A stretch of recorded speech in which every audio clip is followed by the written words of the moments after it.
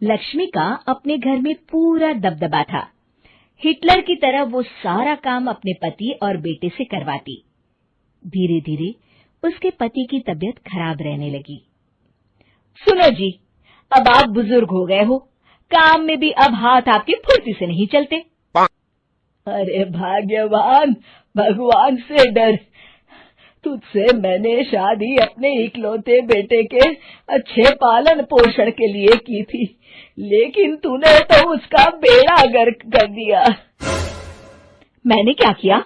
पढ़ाया लिखाया, अब नौकरी नहीं लग रही तो मैं कैसे जिम्मेदार हो गई? अब घर में बैठकर रोटी तोड़ रहा था तो मैंने कहा काम ही कर ले। एक तो भला करो और ऊपर से बातें सुनो। तभी सारंग वहां आ जाता है। बहुत भूख लगी है माँ, कुछ खाने को दे दो। अब तुम्हारे पापा का हाथ तो चल नहीं रहा है। मैं ही जा रही हूँ आज किचन में, बनाती हूँ कुछ। हे भगवान, कैसे होगा इतना काम मुझसे? लक्ष्मी किचन में काम कर रही होती है कि तभी अचानक उसे आइडिया आता है। अरे मैं भी ना, अरे यहाँ तो फ्री की नौकरानी ला सकती हूँ मैं, फिर मैं क्यों खाना बना रही हूँ? उस दिन लक्ष्मी सारंग की पसंद का खाना बनाती है और बैठकर उसे बड़े ही प्यार से खिलाती है।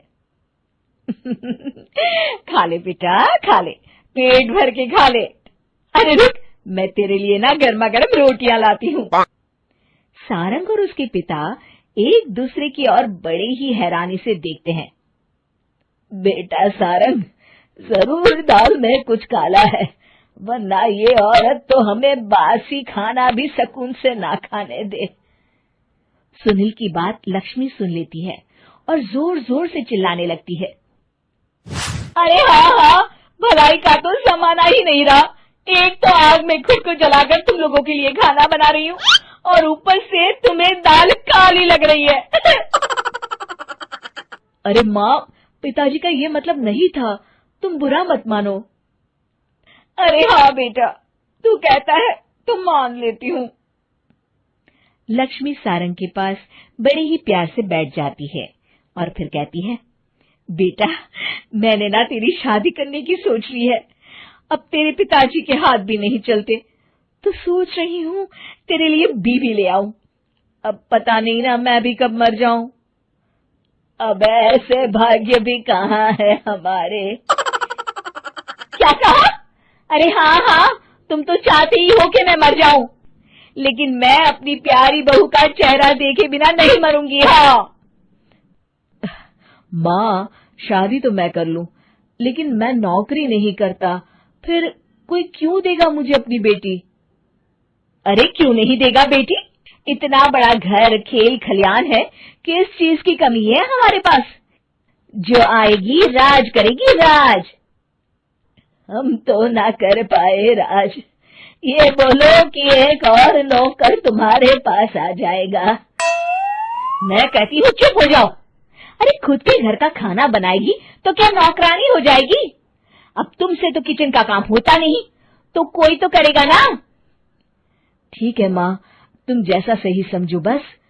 अब मेरी एक शर्त है, लड़की जो भी हो वो दिखने में कैसी भी हो या कहीं की भी हो, बस पढ़ी लिखी होनी चाहिए।